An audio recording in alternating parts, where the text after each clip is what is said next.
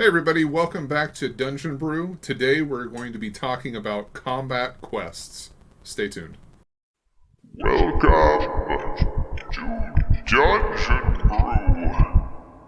Hey everybody, today we're going to be talking about combat quests. And we've already done a few videos to start with that have dealt with quests in some way. So if you haven't looked at those, please check those out. But as a reminder for anybody who's jumping in or anybody who may have forgotten, quests is something that we're going to be defining as a task or objective that the DM is setting forward to the players for them to be able to complete. And today, specifically, we're talking about combat oriented quests. And even though we're going to be talking about combat oriented quests, we'll probably do some mixing back and forth with social and exploration, because oftentimes, even though a quest is oriented specifically towards one of those three pillars of play, you oftentimes have encounters that also include things like social encounters or exploration encounters or something like that. So for combat ones, we just want to make sure that we're oriented towards that pillar of play for the objective of what's going to be coming forward for any of those quests when you're trying to build them.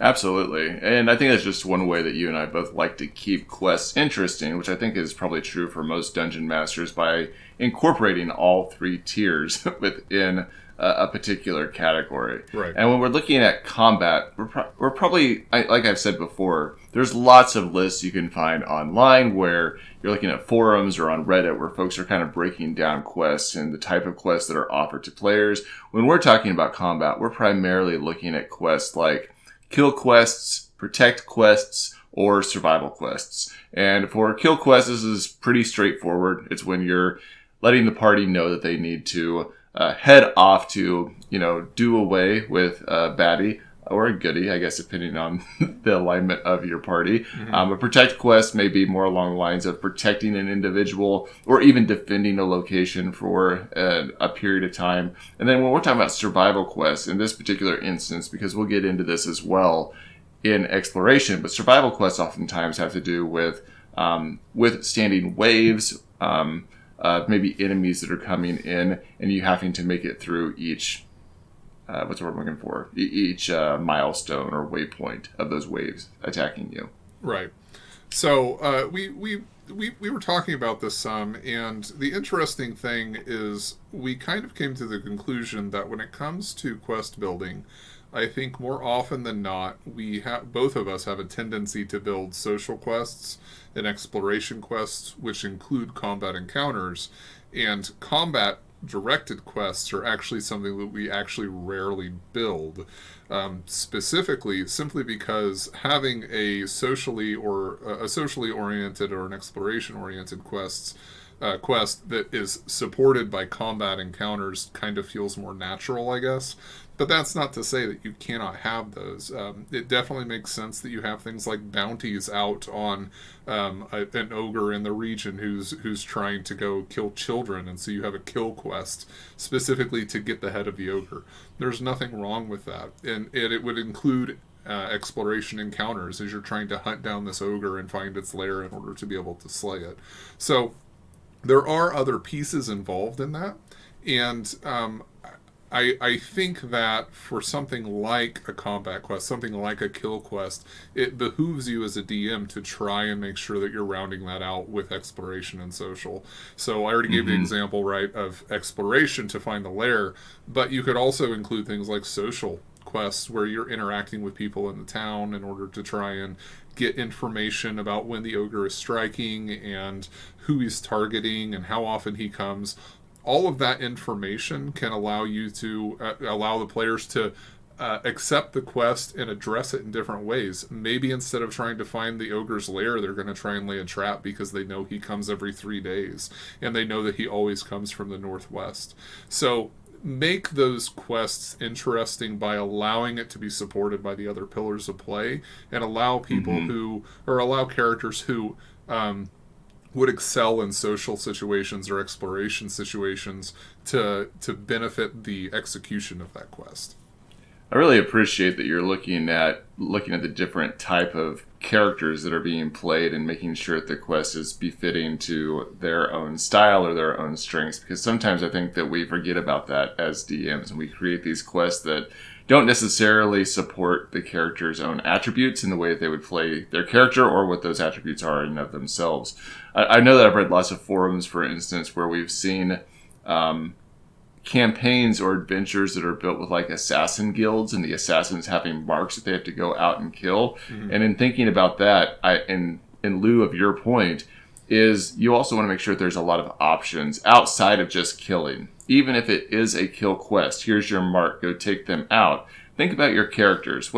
Is their alignment? What is their motivations? Do you have contingencies outside of just taking out that mark where they may respond or interact with that mark in a different way? Will they feign that mark's death, or bring back an item to show they're dead when they're not really dead? Will they maybe even help them escape? Will they begin to work for that mark as a secondary, maybe as a double agent, Right. if you will? Are there other options for them to have based on what their strengths are and how they may engage with that encounter? Yeah, and that's something we talked about in the last video too, where when you have a close-ended quest, something that you've already kind of defined what the result is going to be, that you take into account player fiat, player decision, player action, player decision. All of those things should be incorporated when you come to trying to decide how a quest can be completed. And that's particularly important when you're talking about something like a kill quest, because if the party decides that they're going to take it a different direction than actually completing the quest as intended, what does that look like? And that's one of the things that I personally really enjoy when I do my quest building, is that I like to build those contingencies. I like to come in and say, okay, so this is the person that they're supposed to be fighting as the boss. And like I said, generally, I'm not necessarily you're going to go kill this guy, but it's obviously the big bad in that situation. And so I will build out things like, is this person very aggressive, or are they more passive? So if they're a very aggressive person, they may only choose to fight the party, but if they're more passive, they may be more willing to talk with them. They may ask questions. They may try to invite conversation, because I think that something that's missing a lot of times in combat encounters is the notion of morale. The notion of, does a monster want to fight to the death? And the answer, by and large, is no. Goblins are afraid of dying. Kobolds are afraid of dying. Orcs are afraid of dying. All of these, especially humanoid creatures, their survival is more important than their willingness to stand up against heavily armored opponents who are slaughtering all of their friends and family. So keep those things in mind when you're talking about combat quests. Give ways out for the players to not necessarily be required to kill, and in the same vein, give ways out for your actual monsters in the encounter to make combat feel more realistic. They're not necessarily interested in fighting to the death. There are very, very few creatures that are actually like that in most fantasy RPG settings.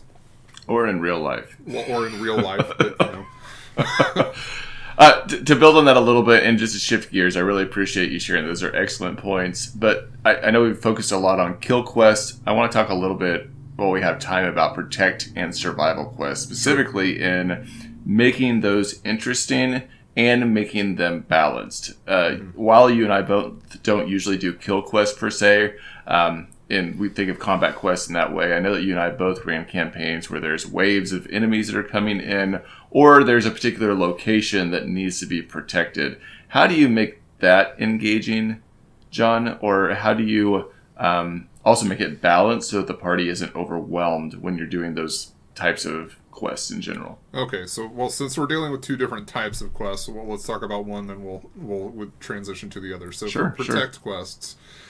Protect quests I tend to think of a lot like the World of Warcraft escort type quests, where you're taking somebody from point A to point B. That's just kind of my default in my brain, but it could also be something like, assassins are coming to kill the prince or the king or the duke or whatever, and the PCs are responsible for protective detail to ensure that doesn't occur. But regardless, those should always be bolstered by social encounters for whoever they're in charge of protecting. That individual should have a dynamic, well-developed personality. That makes the protection that much more interesting for the party as a whole. If you have a character that or an NPC that's intended to be protected and that person is flat or boring in some way, there's going to be less interaction. It's going to be less engaging and interesting for the group that you're playing with, and you should be doing things to make sure that that is a viable interaction for them. In the same vein, you were talking about how do you keep something like that balanced. There is a very fine line between I'm walking along beside you and we're getting, we're level 7, or the party is all level 7 and we're being attacked by kobolds, and the person you're trying to protect is never really in danger and they probably could have done this themselves, and walking along and the death is a foregone conclusion because there's nothing that you can do to protect them from the red dragon breath that incinerates your party and insta-kills the person you're trying to protect, right? There's a line there, and I think that it's important that when you're building something like a protect quest, that you are putting the person in actual danger. It is required that the PCs do everything they can to protect them. But in the same vein, the only reason that they should really fail in that objective is if somebody in the group or the party as a whole is failing to meet expectations.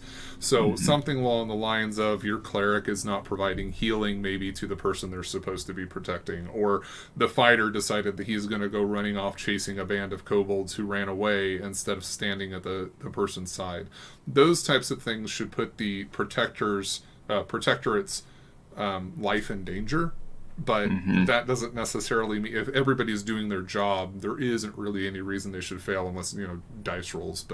But yeah, try to keep those things in mind. Yeah, I do like that point in making sure that the DM isn't overreaching and making a situation more dangerous that's outside of the party's control. Right. Having an assassin suddenly pop up behind the guy and stab him, where it's like this fate was already written and there was nothing that I could do about it as a player because you clearly had an intention before going into this about how the outcome was going to be. As a player, there is nothing that I find personally more frustrating than that situation. I'm just like that. When I do not have any ability to affect the outcome, I find that very frustrating, and I feel like I should have the ability. If I make a mistake, that's fine, but if there was no chance of me even having a choice, then I don't understand what the point of the quest was. Yeah, and I'm in the same boat, and I've played lots of video games that are RPG, based, that have that scenario where it's like, I did everything I could as a character, and the game was already pre-written for what was going to happen. I don't feel like a tabletop game should have that same absolute put into it. Yeah, I would agree with that. And CRPGs are a different kind of category when it comes to that type of thing. I agree with you. I find them frustrating, but in general, I can kind of overlook that. And it's not the same thing as, the PCs being present in a location where somebody else is assassinated that they're just not affiliated with. That's an acceptable start to a quest line where it's like, the prince got murdered. The PCs weren't responsible for it. They weren't prepared for it. There was nothing they could arguably have done because why would they know? It's when they're in the know. It's when they're being assigned or tasked with an objective and then that decision or that responsibility is being taken out of their hands that it becomes a concern. So for survival, right. Moving into that one, like I know for myself, and I am going to turn this question back to you again, but I know that I keep waves kind of hidden, and I don't always necessarily put them in, but I've played games with you where we know there's waves, and they're coming at a certain piece. One thing that I've noticed that you do in that is that you will oftentimes offer resources around the map, almost environmentally, that we can utilize to help manage those waves that we don't always use. And that puts us into trouble. But what other things do you do when you're thinking about survival quests in the realm of combat? So the main thing that you have to keep in mind, and this is true of all combat encounters, and especially for 5th edition, is that the vast majority of balancing actually comes in when it comes to action economy. The action economy for a group of players is basically from 1st through about 4th level is equal to the number of PCs you have. A group of 5 has 5 actions. A group of 4 has 4 actions, etc.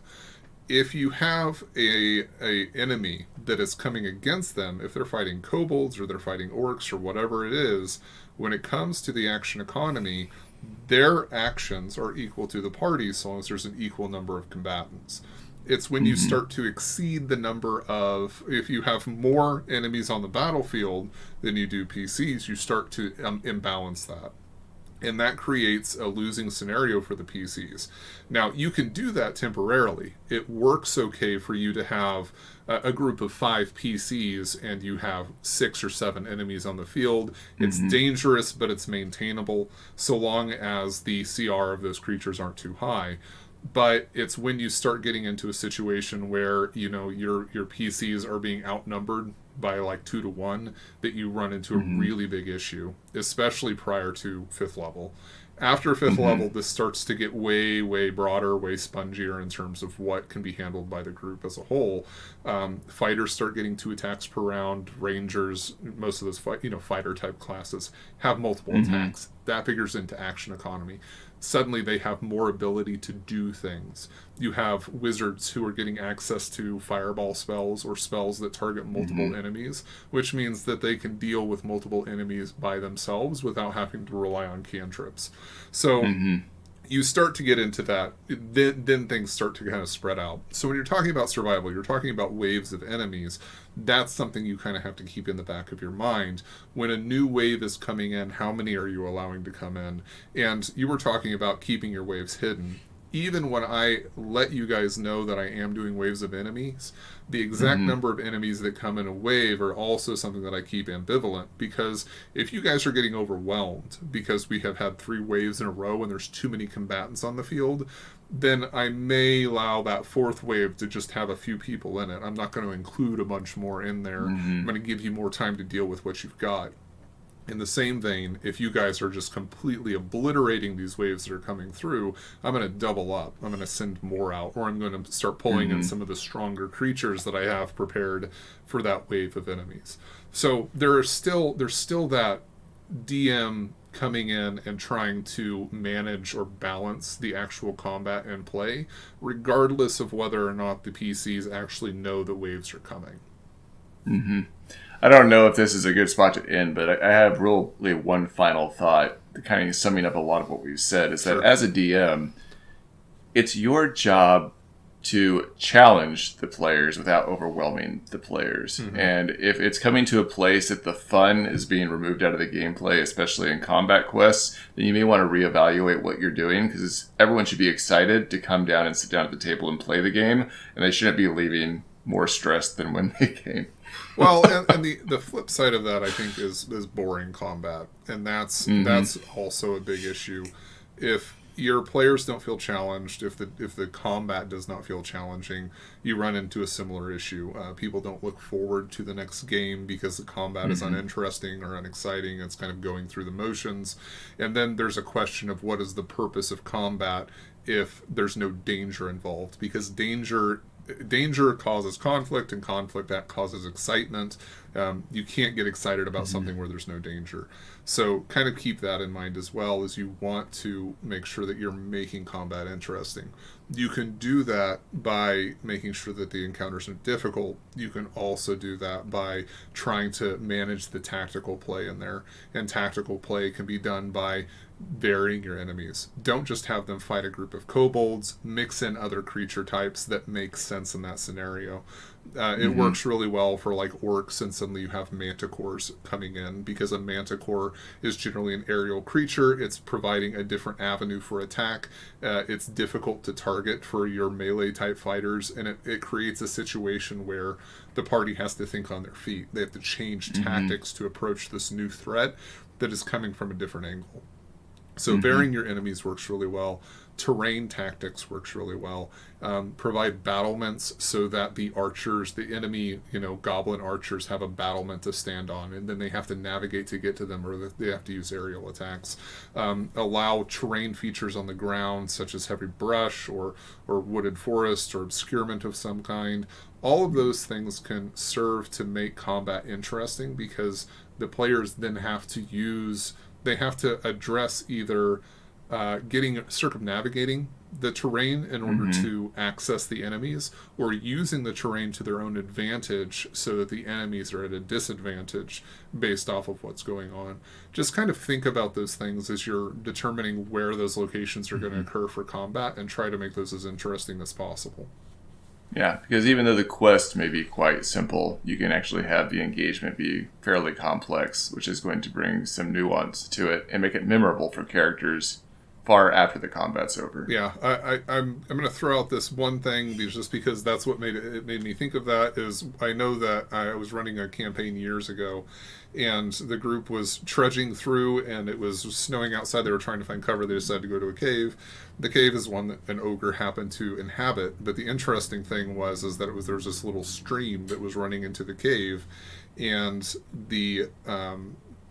the party went into the cave and they weren't paying attention, and a bunch of them went sliding down that stream. So a bunch of them ended up prone on their backs in the water in front of an angry ogre, which really kind of, like I said, it's a terrain feature. It created up a situation where you had the party kind of split because some of them were still trudging down the stream trying to be careful, and there were a couple of them who were prone on the ground already in combat and unprepared.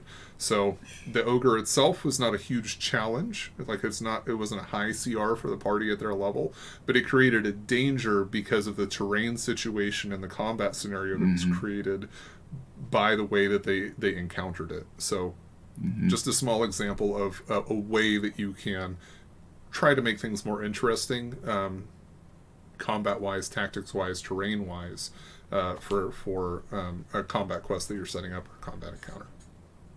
Beautiful. We'll see you guys all next week when we talk about exploration. Judge and Brew.